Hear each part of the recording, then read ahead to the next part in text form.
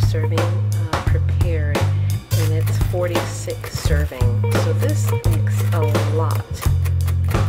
This is super packed in there, which is good because if there's ever an emergency, you have to get nutrition to a lot of people. This is good. Added 2 cups of emergency applesauce, creamy applesauce by Nitro Pack. And I'm going to add 1 tablespoon of pumpkin pie spice and 2 cups of water. Excuse me, 3 cups of water. They say it's best if you let it sit overnight, but we're not going to do that.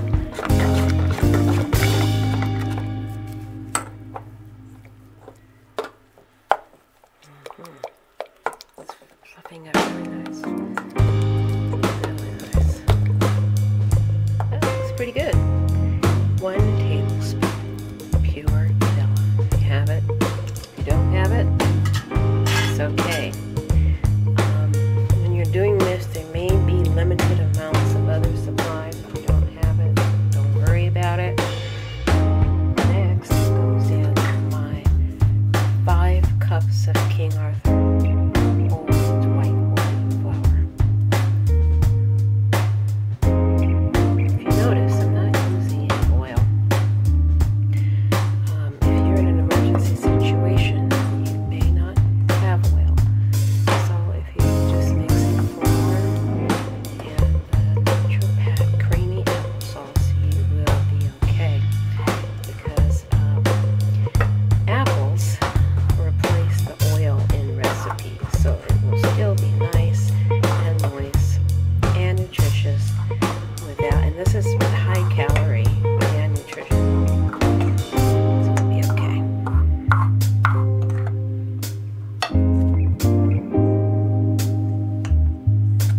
Mixing this again. In an emergency situation, you may not be able to use a mixer, so it's okay. This bakes well in the oven if you can, or outside if you have to. I'm also going to add a tablespoon of baking powder. While mixing, I'm adding 2 more cups of water, making 5 cups of water in total, and 5 cups of water in total. 2 cups of the Nitro Pack creamy applesauce, 1 tablespoon of baking powder, 1 tablespoon of vanilla, and 1 tablespoon of pumpkin pie spice. If you don't have pumpkin pie spice, cinnamon or nutmeg is perfectly fine. I didn't put any sugar or butter in it. In emergency situations, if you do not have sugar, don't worry about it. If you do, save it for a sweet drink. You might have it. Drink a sweet drink with this emergency bread. That way, this bread stretches and is available to eat by everyone, diabetics included. And I'm going to put it in a non-stick pan and bake it. And it has a rather thick consistency. The reason why you may have limited water in an emergency situation. But if you have water, add another cup. So this recipe of 552111 emergency bread. I'm getting ready to put this in, and I did not add that extra cup because in an emergency, that cup of water may be needed. Remember, 55211. Well, our emergency bread looks pretty good, I must admit. I'm using a wonderful non-stick pan that I really love. Okay, well, this is Dr. Summer. See you next time. The emergency bread tastes great.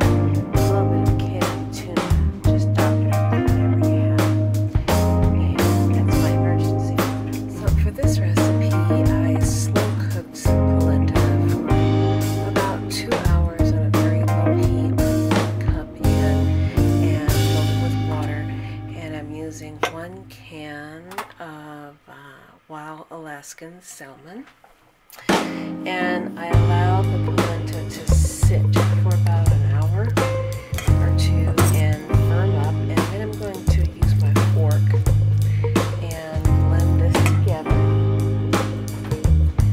I'm going to add some McCormick's adobo seasoning and cayenne pepper.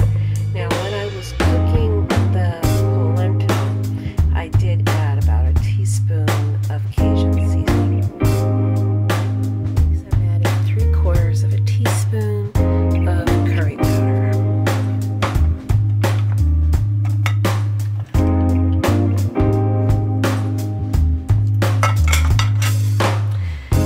Blend this up, and I get my oil to a little bit of light Italian Newman's Own salad dressing in my non-stick pan. Be sure to wear your protective eye gear when you are cooking this recipe, because when the oil is hot, it kind of pops because of the little bit of vinegar that it has in it. And it's coming out very good. Protecting my eyes from hot oil. You know, I'll tell you a little bit of a story. My grandmother always had these little areas on her eye that was raised like a big bump. And I always say, Mom, how did you get those those bumps on your eyes? She goes, oh, I was frying bacon when I was 20-some years old, and it popped up in my eyes. So she had permanent marks on her eyes that were disfiguring the rest of her life, because maybe back in those days, that would have been the 1930s. She didn't have any protective eyewear to wear in her ears while frying bacon. Just a little trivia. All right, back to the food.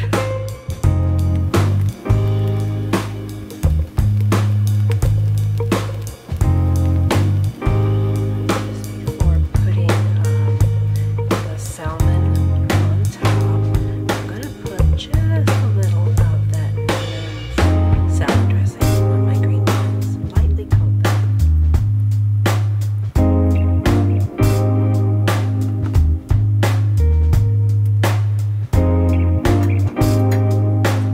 And this is the way I'm serving this. My salmon on a bed of green beans, and it is absolutely heavenly. I hope you enjoyed my recipes, and thank you for watching. I'm going to share a little secret about the way I get rid of those strong fish odors in my house. Of course, I have the Febreze plug-ins. I have 2 of them in the house. But I want a natural smell in case